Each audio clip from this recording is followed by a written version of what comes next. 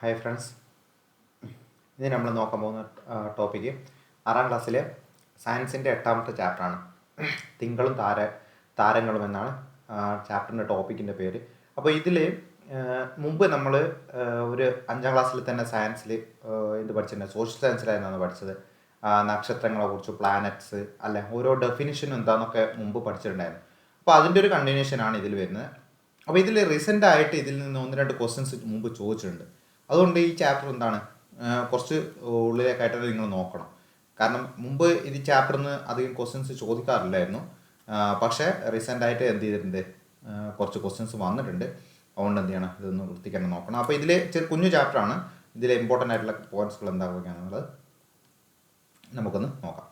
ആദ്യമായിട്ട് പഠിക്കേണ്ടത് ഭൂമി കറങ്ങുന്നത് കേട്ടോ. ഭൂമി പടിഞ്ഞാറ് നിന്ന് കിഴക്കോട്ടാണ് ഭ്രമണം ചെയ്യുന്നത്. അപ്പോൾ ഭ്രമണം ചെയ്യുന്നതാണ്. ഭ്രമണം എന്ന് വെച്ചാൽ എന്താ, ഭൂമി സ്വയം അച്ചുതണ്ട് സ്വന്തം കറങ്ങുന്നതാണ് എന്ത്, ഭ്രമണം. അപ്പോൾ അത് എവിടെ നിന്ന് അങ്ങോട്ടാ, പടിഞ്ഞാറ് നിന്ന് കിഴക്കോട്ടേക്കാണ്. ഓക്കെ, അപ്പോൾ നിങ്ങൾക്കത് വെസ്റ്റ് ടു ഈസ്റ്റ് ആണ്. West to east. അപ്പോൾ നിങ്ങൾക്ക് എങ്ങനെ ഓർത്ത് നോക്കണമെങ്കിൽ വി ഇ എന്ന് ഓർത്ത് വെച്ചാൽ മതി. അല്ലേ, വെസ്റ്റ് ടു ഈസ്റ്റ്. വി നമ്മളല്ലേ ഭൂമിയിൽ താമസിക്കുന്നത്. അപ്പോൾ വി എന്നുള്ള രൂപത്തിൽ വെസ്റ്റ് ടു ഈസ്റ്റ് നോർത്ത് വെച്ചാൽ അത് ഒരു ഓർമ്മ ഉണ്ടാവും. ഇനി ഭൂമിയുടെ കറക്കം കൊണ്ടാണ് എന്ത് ചെയ്യുന്നത്, രാത്രിയും പകലും മാറി മാറി വരുന്നത്. ഓർത്തോക്കണേ, ഭൂമിയുടെ കറക്കം കൊണ്ടാണ്, അതായത് ഈ ഭ്രമണം കൊണ്ടാണ് പകലും രാത്രിയും മാറി മാറി വരുന്നത്. ഭൂമിയുടെ പരിക്രമണം കൊണ്ടാണ് എന്തുണ്ടാവുന്നത്, അത് പ്രത്യേക സീസൺസ് ഉണ്ടാവുന്നത് കേട്ടോ. സീസൺസ്, ഓരോ സീസൺ ഇല്ലേ, വിൻ്റർ സീസൺ, സമ്മർ സീസൺ, അത് ഉണ്ടാവുന്നത് ഭൂമിയുടെ പരിക്രമണം കൊണ്ടാണ്. അപ്പോൾ ഇത് രണ്ടും ജസ്റ്റ് നന്നായിട്ട് തന്നെ എന്ത് ചെയ്യണം, മനസ്സിലാക്കി വെക്കണം. കാരണം രണ്ടും കൺഫ്യൂസിങ് ആയിട്ട് പോകരുത്. ഇനി അടുത്ത ഇതിലെ പോയെന്ന് വെച്ചാൽ, ഓക്കെ അതൊന്നും വേണ്ട. ഇനി നമുക്കിതിൽ ഞാൻ മാർക്ക് ചെയ്തിട്ടുണ്ട്. 1, ചന്ദ്രഭൂമിയെ പരിക്രമണം ചെയ്യുന്നത് കൊണ്ടാണ് ഓരോ ദിവസവും ചന്ദ്രൻ്റെ സ്ഥാനം എന്ത് ചെയ്യുന്നത്, മാറി മാറി കാണുന്നത്.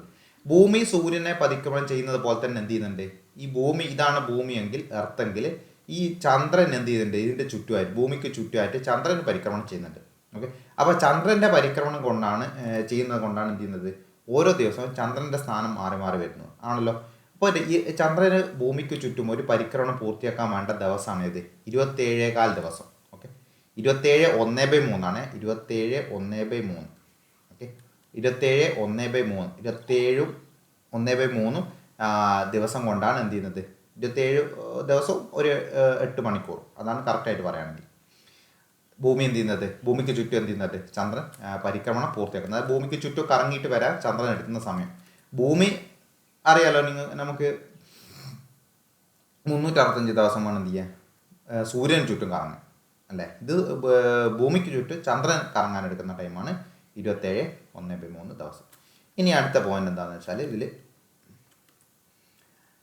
അതായത് ചന്ദ്രനെ നമ്മൾ എല്ലായ്പ്പോഴും ചന്ദ്രനെ ഫുൾ ചന്ദ്രനായിട്ട് കാണില്ലല്ലോ. ഫുൾ മൂണല്ല എല്ലായ്പ്പോഴും. അത് ചില സമയത്ത് ചന്ദ്രൻ നമുക്ക് ഒട്ടും കാണാൻ പറ്റില്ല. അപ്പോൾ ചില സമയത്ത് പകുതി ഭാഗം മാത്രമേ കാണാൻ പറ്റൂ. അപ്പോൾ അർദ്ധചന്ദ്രൻ എന്നല്ലേ നമ്മൾ പറയാം, അർദ്ധചന്ദ്രൻ. അപ്പോൾ ചന്ദ്രനിൽ പ്രകാശം പതിക്കുന്ന ഭാഗത്തിൻ്റെ പകുതി മാത്രമേ നമുക്ക് ദൃശ്യമാകുന്നുള്ളൂ എങ്കിൽ അത് അന്ന് എന്തായിരിക്കും, അർദ്ധചന്ദ്രനെ മാത്രമേ കാണാൻ പറ്റൂ. അതായത് ചന്ദ്രനിൽ എത്ര ഭാഗത്തോളം പ്രകാശം, ചന്ദ്രനിൽ പതിക്കുന്ന എത്ര ഭാഗത്തിൻ്റെ പ്രകാശം നമുക്ക് കാണാൻ കഴിയുന്നു എന്ന് വെച്ചിട്ടാണ് എന്ത് ചെയ്യുന്നത്, നമുക്ക് ചന്ദ്രനെ എത്ര ഭാഗം കാണാൻ പറ്റും എന്നുള്ളത് കണക്കാക്കുന്നത്. അപ്പോൾ ചന്ദ്രനിൽ പ്രകാശം പതിക്കുന്ന ഭാഗം മുഴുവനും ഭൂമിക്ക് അഭിമുഖമായിട്ട് വരുമ്പോൾ അത് പൗർണമിയാണ്. അന്ന് നമുക്ക് ചന്ദ്രനെ ഫുള്ളായിട്ട് കാണാൻ പറ്റും. ഇനി ചന്ദ്രൻ്റെ ഇരുണ്ട ഭാഗം ഭൂമിക്ക് അഭിമുഖമായിട്ടാണ് വരുന്നതെങ്കിലോ, അതായത് ചന്ദ്രൻ്റെ ഇരുണ്ട ഭാഗമാണ് ഭൂമിക്ക് അഭിമുഖമായിട്ട് വരുന്നത്. അപ്പോൾ ചന്ദ്രൻ നമുക്ക് എന്ത് ചെയ്യാൻ പറ്റില്ല, കാണാൻ പറ്റില്ല. കാരണം നമുക്ക് പ്രകാശം ഒരു വസ്തുവിൽ അടിക്കുമ്പോൾ അല്ല, ആ പ്രകാശം വസ്തുവിൽ പതിക്കുമ്പോൾ അല്ല അത് കാണാൻ പറ്റും നമുക്ക്. അപ്പോൾ ചന്ദ്രൻ്റെ മുകളിൽ പ്രകാശം പതിക്കുന്ന ഭാഗം നമുക്ക് കാണാൻ പറ്റില്ല. അപ്പോൾ ഇരുണ്ട ഭാഗം നമുക്ക് കാണാൻ പറ്റുന്നത്. ആ സമയത്ത് അതിനെ വിളിക്കുന്നത് എന്താ, അമാവാസി അല്ലെ, അമാവാസി ദിനം എന്നൊക്കെ പറയാറില്ലേ. അപ്പോൾ അമാവാസിയാണെങ്കിൽ എന്തായില്ല, ചന്ദ്രനെ കാണാൻ പറ്റില്ല. പൗർണമിയാണെങ്കിൽ ചന്ദ്രനെ ഫുള്ളായിട്ട് കാണാൻ പറ്റും. ഇനി അപ്പോൾ ഇതിൽ നമുക്ക് അടുത്ത് ഓർത്ത് കാണുന്ന കാര്യം, അപ്പോൾ ഇതിൽ ഞാൻ പറഞ്ഞു ചന്ദ്രനെ ഈ ഒരു പോസ്റ്റിൽ ചന്ദ്രൻ എന്ത് ചെയ്യാൻ പറ്റില്ല, ഒരു കറുത്ത ഭാഗമായിരിക്കും. അതായത് ചന്ദ്രൻ്റെ ഇരുണ്ട ഭാഗം ഭൂമിക്ക് അഭിമുഖമായിട്ടാണ് വരിക അല്ലേ, ഇരുണ്ട ഭാഗമായിട്ട്. കാരണം പ്രകാശം ഇവിടെ വന്ന് വീണ് കഴിഞ്ഞാൽ എന്ത് ചെയ്യില്ല, ഈ ഭാഗം ഭൂമിക്ക് അഭിമുഖമായിട്ടുള്ള ഈ ഭാഗം ആണ് ഭൂമിക്ക് അഭിമുഖം. അത് എന്ത് ചെയ്യാൻ പറ്റില്ല, നമുക്ക് കാണാൻ പറ്റില്ല. അപ്പോൾ അന്ന് എന്താണ്, അന്നത്തെ ഇത് നമ്മൾ പറയുന്നത് അമാവാസിയാണ്. ഇനി ഈ ചന്ദ്രൻ എന്ത് ചെയ്തു, ചന്ദ്രൻ ഇങ്ങനെ മാറി മാറി വരുവാണ്. അപ്പോൾ മാറി മാറി വരുമ്പോൾ എന്ത് ചെയ്യും, ചെറിയ ഭാഗം കണ്ട് തുടങ്ങും. ഇവിടെ എത്തുമ്പോൾ ഏകദേശം പകുതി ഭാഗമാണ്. പിന്നെ അതങ്ങ് തിരിച്ച് ഏകദേശം ഇവിടെ എത്തുമ്പോൾ കഴിയുമ്പോൾ എന്താവും, ചന്ദ്രനിൽ ഫുള്ള് പ്രകാശം അവിടെ വീഴുന്നത് കൊണ്ട് നമുക്ക് ഭൂമിയുടെ ഈ ഭാഗത്ത് നിൽക്കുന്നവർക്ക് എന്ത് ചെയ്യാൻ പറ്റും, ചന്ദ്രനെ ഫുള്ളായിട്ട് കാണാൻ പറ്റും. അത് നേരെ പിന്നെ വീണ്ടും എന്ത് ചെയ്യണം, ചന്ദ്രഭൂമിക്ക് ചുറ്റും കറങ്ങുവാണല്ലോ. അപ്പോൾ ചന്ദ്രൻ വീണ്ടും തിരിച്ചിങ്ങായിട്ട് ഇങ്ങനെ എന്ത് ചെയ്യുക, അതിൻ്റെ പരിക്രമണം ചെയ്യുമ്പോൾ അത് ആദ്യത്തെ ഒരേ സർക്കിൾ പോലെ ആയിട്ട് വരും. അപ്പോൾ ഇതിൽ 2 ടേംസ് പഠിക്കാണ്ട്, ക്ഷയവും അതേ വൃദ്ധിയും. നമ്മൾ വൃദ്ധിക്ഷയം എന്നാണ് അതിനെ മൊത്തത്തിൽ പറയാം. അതായത് പരിക്രമണ പാതയിൽ ചന്ദ്രൻ്റെ പ്രകാശിത ഭാഗവും നീൽഭാഗവും ഭൂമിയിൽ നിന്ന് കാണുന്നതിൻ്റെ വ്യത്യാസങ്ങൾ കൊണ്ടാണ് എന്ത് ചെയ്യുന്നത്, വൃദ്ധിക്ഷയങ്ങൾ ഉണ്ടാകുന്നത്. ഇനി ഇതിൽ വൃദ്ധി എന്താണ്, അതേപോലെ ക്ഷയം എന്താണെന്നാണ് അടുത്ത് പറയുന്നത്. അമാവാസിയിൽ നിന്ന് പൗർണമിയിലേക്ക് വരുമ്പോൾ ചന്ദ്രൻ്റെ പ്രകാശിത ഭാഗം കൂടുതലായിട്ട് കാണുന്നതാണ് എന്ത്, വൃദ്ധി എന്ന് പറയുന്നത്. ഓക്കെ, വൃദ്ധി എന്താണ്, വൃദ്ധിയും ക്ഷയം. അത് നമുക്ക് അഭിവൃദ്ധി എന്നുള്ള ഓർത്ത് വെച്ചാൽ, അഭിവൃദ്ധി എന്ന് വെച്ചാൽ എന്താ, ഇമ്പ്രൂവ് ആയിട്ട് വരിക, പ്രകാശം കൂടി കൂടി വരിക, അതായത് കാണുന്ന ഭാഗം കൂടി കൂടി വരിക. ഇനി ക്ഷയം എന്നുള്ളതോ, ക്ഷയിച്ചു പോവുക, അതായത് കാണുന്ന ഭാഗം കുറഞ്ഞു കുറഞ്ഞു വരും. അപ്പോൾ വൃദ്ധി എന്തായിരിക്കും, അമാവാസിയിൽ നിന്ന് പൗർണമിയിലേക്ക് പോകുമ്പോഴാണ് വൃദ്ധി ഉണ്ടാവുക. നിങ്ങൾ നോക്കി, അമാവാസി, ഇതാണ് അമാവാസി. അതായത് ഇവിടുന്ന് വൃദ്ധി സംഭവിച്ചിട്ടാണ് എന്ത് ചെയ്തത്, ഫുൾ അമാവാസി പൗർണമിയായിട്ട് മാറുന്നത്. അതായത് കൂടി കൂടി വരുവാണ് കാണുന്ന ഭാഗം. ഇനി പൗർണമിയിൽ നിന്ന് അമാവാസിയിലേക്ക് വരുമ്പോഴാണ് എന്ത് ചെയ്യുന്നത്, ചന്ദ്രൻ്റെ പ്രകാശിത ഭാഗം ഭൂമിയിൽ നിന്ന് കാണുന്നത് കുറഞ്ഞു വരുന്നത്. അതിനെ പറയുന്നതാണ് എന്ത്, ക്ഷയം എന്ന് പറയുന്നത്. അപ്പോൾ അതാണ് വൃദ്ധിക്ഷയങ്ങൾ കേട്ടോ, വൃദ്ധിക്ഷയങ്ങളാണ്. അതൊന്ന് ഓർത്തൊക്കെ നമുക്ക് ഇനി അത് ആവശ്യം വരും, കാരണം ഇനിയും വരുന്നുണ്ടത്. അതിൻ്റെ കുറച്ച് പ്രോപ്പർട്ടീസൊക്കെ നമുക്ക് ആവശ്യം വരും, ഈ ചാപ്റ്ററിലല്ല വേറെ ചാപ്റ്ററിൽ. ഇനി ചന്ദ്രൻ 27.1/3 ദിവസം എടുത്താണ് ഭൂമിയെ ഒരു തവണ പരിക്രമണം ചെയ്യുന്നത്. അതേ സമയം എടുത്താണ് എന്ത് ചെയ്യുന്നത്, ഒരു തവണ ഭ്രമണം പൂർത്തിയാക്കുന്നത്. ഓക്കെ, അതായത് ചന്ദ്രന് ഒരു പ്രത്യേകത ഉണ്ട്. എന്താ പ്രത്യേകത, ചന്ദ്രൻ ഭ്രമണം ചെയ്യുന്നുണ്ട്, ഭൂമിക്ക് ചുറ്റുമായിട്ട് പരിക്രമണം ചെയ്യുന്നുണ്ട് അല്ലേ. ചന്ദ്രൻ ഇങ്ങനെയാണ് പോകുന്നത്. അപ്പോൾ അതിൽ ചന്ദ്രൻ ഭ്രമണം ചെയ്യാനും, അതായത് ഒരു ഭ്രമണം ചെയ്യാൻ ഒരു പ്രാവശ്യം സ്വന്തം അച്ചുകൊണ്ട് കറങ്ങാനും 27.1/3 ദിവസമാണ്.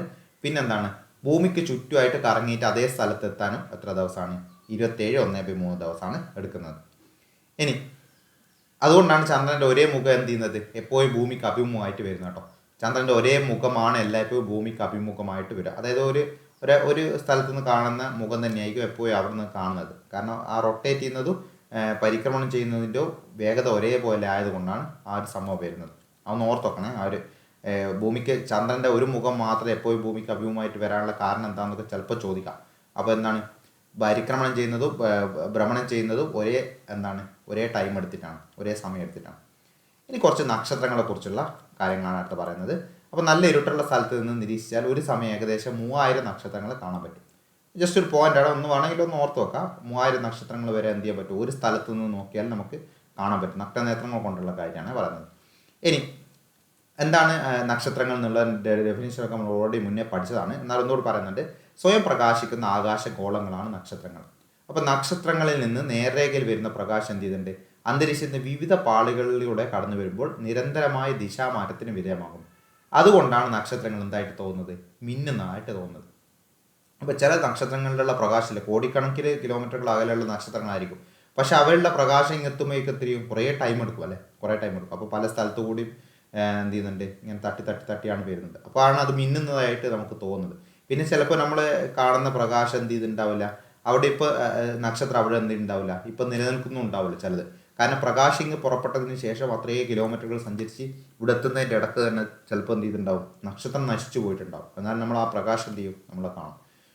ഇനി ഭൂമിയുടെ ഏറ്റവും അടുത്തുള്ള നക്ഷത്രം ഏതാ, ഇതൊരു LGS ക്വസ്റ്റ്യൻസ് ചോദിച്ചിട്ടുണ്ട് മുമ്പ്. ഭൂമിയുടെ ഏറ്റവും അടുത്തുള്ള നക്ഷത്രം എന്ന് പറയുന്നത് സൂര്യനാണ് കേട്ടോ എപ്പോഴും. അതിൽ ഇനി നമുക്കൊരു നക്ഷത്രം കൂടി പഠിക്കാനുണ്ട്, അത് വരുന്നുണ്ട്. സൂര്യൻ കഴിഞ്ഞാൽ ഏറ്റവും അടുത്തുള്ള ഭൂമിക്ക് അടുത്തുള്ള നക്ഷത്രത്തിൻ്റെ പേരെന്താ, ആൽഫ സെഞ്ചുറി. അപ്പോൾ സൂര്യൻ കഴിഞ്ഞാൽ ഭൂമിക്ക് ഏറ്റവും അടുത്ത് സ്ഥിതി ചെയ്യുന്ന നക്ഷത്രമാണ് ഇത്, ആൽഫ സെഞ്ചുറി എന്ന നക്ഷത്രം. ഓക്കെ, അത് ഓർത്ത് വെക്കണേ, അത് ഇമ്പോർട്ടൻ്റ് ആണ്. അപ്പോൾ ഇതിൽ ഭൂമിയോട് ഏറ്റവും അടുത്ത നക്ഷത്രം ഏതെന്ന് ചോദിച്ചാൽ അതിൽ സൂര്യൻ ഉണ്ടാവും, ഈ ആൽഫ സെഞ്ചുറി ഉണ്ടാവും. അപ്പോൾ ഭൂമിയുടെ ഏറ്റവും അടുത്ത് സൂര്യനാണ്. സൂര്യൻ കഴിഞ്ഞ് കഴിഞ്ഞാൽ ഭൂമിയുടെ ഏറ്റവും അടുത്ത് സ്ഥിതി ചെയ്യുന്ന രണ്ടാമത്തെ നക്ഷത്രം എന്നൊക്കെ രീതിയിൽ ചോദിച്ചാൽ ഏതാണ്, ആൽഫ സെഞ്ചുറിയാണ് നമ്മുടെ ആൻസറായിട്ട് വരും. ഇനി ഈ മാനത്ത് അതായത് ആകാശത്ത് നമുക്ക് എന്ത് ചെയ്യാൻ പറ്റും, നക്ഷത്രങ്ങളുടെ കൂട്ടങ്ങളെ കാണാൻ പറ്റും. അപ്പോൾ ഇനി അതിനെ പറ്റിയാണ് പറഞ്ഞത് കേട്ടോ. അപ്പോൾ ഇതിലാണ് ഞാൻ പറഞ്ഞത്, ഇപ്പോൾ റീസെൻ്റായിട്ട് കുറച്ച് ക്വസ്റ്റ്യൻസ് ചോദിച്ചതിൽ ഈ ഒരു 2-3 ക്വസ്റ്റ്യൻസ് ഈ ഒരു ഭാഗത്തു നിന്ന് വന്നിട്ടുണ്ടായിരുന്നു. അപ്പോൾ ആകാശത്ത് വടക്കു ഭാഗത്ത് കാണുന്ന സാമാന്യ തിളക്കമുള്ള 7 നക്ഷത്രങ്ങളെ ചേർത്ത് വരച്ചാൽ ലഭിക്കുന്ന ചിത്രമാണ് ഈ ഒരു ഇതിൽ കാണുന്നത്. ഓക്കെ, ഇതിങ്ങനെ ചേർത്ത് 1 2 3 4 5 6 7 എന്ന് വരച്ച് കഴിഞ്ഞാൽ എന്ത് കിട്ടും, ഇങ്ങനെ ഒരു ഇത് കിട്ടും. അപ്പോൾ പാശ്ചാത്യ അതായത് വെസ്റ്റേൺ ഗാലക്സി ഈ നക്ഷത്ര കൂട്ടത്തിന് വലിയ തവി എന്നർത്ഥം വരുന്ന ബിഗ് ഡിപ്പർ എന്നാണ് പേര് നൽകിയിരിക്കുന്നത്. പക്ഷേ ഭാരതീയരായിട്ടുള്ള ആളുകൾ എന്താ വിളിച്ചത്, സപ്തർഷികൾ കേട്ടോ. സപ്തർഷികൾ എന്നാണ്, 7 എണ്ണല്ലേ, സപ്തർഷികൾ എന്നാണ് ഇത് വിളിച്ചത്. അപ്പോൾ വേനൽക്കാലത്ത് ഇവയെ സന്ധ്യയ്ക്ക് വടക്കൻ ആകാശത്ത് കാണാം. ഡിസംബർ ജനുവരി മാസങ്ങളിൽ ഇവ എന്തായിരിക്കും, ഇവയെ അർദ്ധരാത്രിയോടെ കാണാൻ പറ്റും. അപ്പോൾ വേനൽക്കാലത്ത് സന്ധ്യയ്ക്ക് വടക്കൻ ആകാശത്ത് കാണുന്നത് സപ്തർഷികളെയാണ്. അന്ന് ഓർത്ത് നോക്കണേ ആ ഒരു പോയിന്റ്. 7 എന്നാണുള്ളത്, അത് കിട്ടും. വെസ്റ്റേണേഴ്സ് വിളിച്ചിരുന്നത് ബിഗ് ടിപ്പർ എന്നാണ്, വലിയ തവി എന്നർത്ഥം എന്ന രീതിയിൽ അല്ലേ. നോക്കിയാൽ നിങ്ങൾ തവിയുടെ ഒരുപോലെ പിക്ചർ പോലെ തോന്നില്ല ഇവിടെ ഇങ്ങനെ യോജിപ്പിച്ച് കഴിഞ്ഞാൽ, അതുകൊണ്ടാണ് അങ്ങനെ വരുന്നത്. ഇനി സപ്തർഷികളെ പരിചയപ്പെട്ടതുപോലെ തന്നെ ഇതുപോലെ ആകാശത്തെ നക്ഷത്രങ്ങളെ ചേർത്ത് വരച്ച് സങ്കല്പിക്കുന്ന രൂപങ്ങളാണ് എന്ത് പറയുന്നത്, നക്ഷത്ര ഗണങ്ങൾ എന്ന് പറയുന്നത്.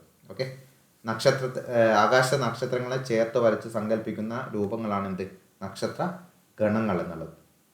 അത് ഓർത്തോക്കണം. നക്ഷത്ര ഗണങ്ങളെ പറ്റിയാണ് എന്ത് ചെയ്യുന്നത് അടുത്തതിന് പറയാൻ പോകുന്നത്. അപ്പോൾ ആദ്യത്തേത് വേട്ടക്കാരൻ അല്ലെങ്കിൽ ഒറിയോൺ. അതായത് പണ്ട് മരുഭൂമിയിലൂടെയും കടലിലൂടെയും സഞ്ചരിച്ചിരുന്ന ആളുകൾ ദിശയറിയാൻ വേണ്ടി ഉപയോഗിച്ചിരുന്ന ഒരു നക്ഷത്ര ഗണമാണിത്, ഈ വേട്ടക്കാരൻ അല്ലെങ്കിൽ ഒറിയോൺ എന്നുള്ള നക്ഷത്രഗണം. അപ്പോൾ വേട്ടക്കാരൻ്റെ വാളും തലയും ചേർത്ത് വരക്കുന്ന രൂപം ചെന്നെത്തുന്നത് ധ്രുവ നക്ഷത്രത്തിലാണ്. ഓക്കെ, വാളും തലയും ചേർത്ത് വരക്കുന്നത് ധ്രുവ നക്ഷത്രത്തിലാണ് ചെന്നെത്തുന്നത്. ഇനി ജനുവരി ഫെബ്രുവരി മാർച്ച് മാസങ്ങളിൽ സന്ധ്യയ്ക്ക് ശേഷം തലക്ക് മുകളിൽ ഇത് എന്ത് ചെയ്യാൻ പറ്റും, ഈ ഒരു വേട്ടക്കാരൻ്റെ ഇത് ചിത്രം കാണാൻ പറ്റും. ഇതിന് വലതു ചുവലിൻ്റെ സ്ഥാനത്ത് ചുവന്ന് കാണുന്ന നക്ഷത്രമാണ് ഇത് തിരുവാതിര നക്ഷത്രം. അവിടെ നിങ്ങൾക്ക് കാണാൻ പറ്റും, ഇങ്ങനെ ഉണ്ടാവും. അതിൽ തീർത്ത് വരച്ച് കഴിഞ്ഞാലാണ് ഈ ഒരു ചിത്രം കിട്ടും കേട്ടോ. ഇതിനെ വരച്ച് ഇങ്ങോട്ടേക്ക് ആക്കി കഴിഞ്ഞാലാണ് ആ ചിത്രമായിട്ട് മാറും. അപ്പോൾ ആ ചിത്രമാക്കി മാറ്റുന്നത് എന്തിനാണെന്ന് വെച്ചാൽ ഐഡൻറ്റിഫൈ ചെയ്യാൻ വേണ്ടിയിട്ടാണ്. അപ്പോൾ അതാണ് തിരുവാതിര നക്ഷത്രം. വേട്ടക്കാരൻ എന്നുള്ളതിൻ്റെ ചുമലിൽ വരുന്ന നക്ഷത്രമാണ് ഇത് തിരുവാതിര, വേട്ടക്കാരൻ എന്നുള്ള നക്ഷത്ര ഗണത്തിൻ്റെ. അപ്പോൾ ഓർത്തോക്കണം, ഇതായിരുന്നു ഇപ്പോൾ അടുത്ത് റീസെൻ്റായിട്ട് ഞാൻ ചോദിച്ചെന്ന് പറഞ്ഞ ഒരു ക്വസ്റ്റ്യൻ, ഇതിൽ നിന്ന് ഏതോന്ന് വന്നത്. ഇനി അടുത്ത കാശ്യപി. കാശ്യപി എന്ന് വെച്ചാൽ ഒക്ടോബർ മുതൽ ഡിസംബർ വരെ മാസങ്ങളിൽ സന്ധ്യാസമയത്ത് വടക്കൻ ആകാശത്ത് കാണുന്ന നക്ഷത്രങ്ങളാണ് കാശ്യപി. ഇവിടെ നിങ്ങൾക്ക് ചിത്രം കാണാൻ പറ്റും. ഇനി മലയാള മാസങ്ങളും താരഗണങ്ങളും. ഓഗസ്റ്റ് സെപ്റ്റംബർ മാസങ്ങളിൽ തലക്ക് മുകളിൽ നിന്ന് അല്പം മാത്രം തെക്കുമാറിയിട്ട് കാണുന്ന ഒരു കൂട്ടം നക്ഷത്രങ്ങളാണ് ഇതുണ്ടോ ഇങ്ങനെ യോജിപ്പിച്ച് പോകുന്നത്. അപ്പോൾ അത് യോജിപ്പിച്ച് പോയിട്ട് ഇങ്ങനെ എത്തിക്കഴിഞ്ഞാൽ എന്ത് കിട്ടും, ഒരു തേള് പോലെ ആയിട്ട് കിട്ടും. അപ്പോൾ ഒരു കൂറ്റൻ തേൾ രൂപമാണ്. അതിനെ നമ്മൾ വിളിക്കുന്ന പേരാണ് വൃശ്ചികം. ഓക്കെ, വൃശ്ചികം എന്നത് ഒരു മലയാള മാസം കൂടിയാണ്. അപ്പോൾ വൃശ്ചികം എന്നുള്ളത് എന്താണ്, ഓഗസ്റ്റ് സെപ്റ്റംബർ മാസങ്ങളിൽ തലക്ക് മുകളിൽ അല്പം മാത്രം തെക്കു മാറിയിട്ട് കാണുന്ന ശോഭയുള്ള നക്ഷത്രക്കൂട്ടങ്ങളാണ് വൃശ്ചികം. ഇത്രയാണ് ഈ ഒരു ചാപ്റ്ററിൽ വരുന്നത്. ഞാൻ പറഞ്ഞില്ലേ, ഈ ചാപ്റ്ററിൽ ആദ്യത്തെ ഭാഗങ്ങളൊക്കെ ഏകദേശം നിങ്ങൾക്ക് ഓൾറെഡി അറിയാവുന്ന കാര്യങ്ങളായിരിക്കും. ഈ ഒരു അവസാന ഭാഗത്ത് തന്നെ ആ നക്ഷത്ര ഗണങ്ങളായിരിക്കും കുറച്ചുകൂടി കേട്ട് അത്ര പരിചയമില്ലാത്ത. അപ്പോൾ ഇതും കൂടി എന്ത് ചെയ്യാം, ഒന്ന് വൃത്തിക്ക് പഠിക്കുക. കാരണം ഇത് വന്നിട്ടുണ്ട് ഇപ്പോൾ അടുത്തായിട്ട്. അപ്പോൾ അതൊക്കെ വന്നു കഴിഞ്ഞാൽ എന്തായിരിക്കും, അതൊരു റാങ്ക് മേക്കിംഗ് ക്വസ്റ്റ്യൻ ആയിരിക്കും. അപ്പോൾ അതും ഒന്ന് വൃത്തിക്ക് പഠിക്കും. നമുക്ക് അടുത്ത ക്ലാസ്സിൽ ഇനി എടുക്കാനുള്ള ചാപ്റ്റർ ഏതാണ്, എടുക്കാനുള്ള ചേർക്കാൻ പിരിക്കാം. ഇത് കെമിസ്ട്രി ആയിട്ട് ബന്ധപ്പെട്ടതാണ്, മിക്സ്ചറുമായിട്ട് ബന്ധപ്പെട്ടത്. ഓക്കെ, അപ്പോൾ ആ ഒരു ചാപ്റ്ററിൽ